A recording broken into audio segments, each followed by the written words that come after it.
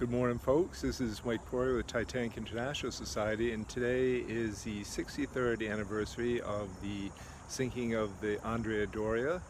And we are here in St. Francis Cemetery in Pawtucket, Rhode Island, and we're here to pay tribute to Norma DeSandro. And she was traveling with her parents in tourist for a new life in America. And she was just a young girl, as you can see here in a picture with her mother. And after the collision, the family made for the stern, and as the ship canted over more and more, people began jumping into the water to try and reach the lifeboats.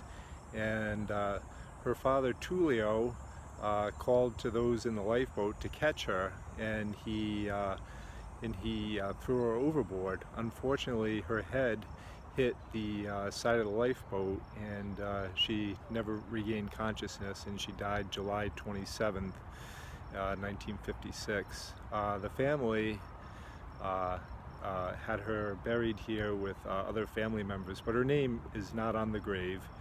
And Filomena and Tullio DeSandro eventually moved back to Italy and lived out their lives there, but their son has written a book about his sister. It's not published in English, but definitely worth getting if you are interested in the Andrea Doria.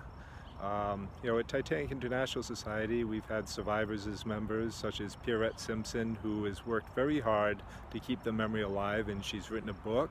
She's done a documentary, so she's very, very active. Also, we've had divers who's brought memorabilia and what have you. And I've been lucky to meet some Andrea Doria survivors and correspond with them. One of them was Sylvan Hendler, and he told me how after the collision he went to the purser's office to get his valuables, and the safe he found had fallen on its face, and he tried very hard to lift it, and he couldn't, and he eventually abandoned it.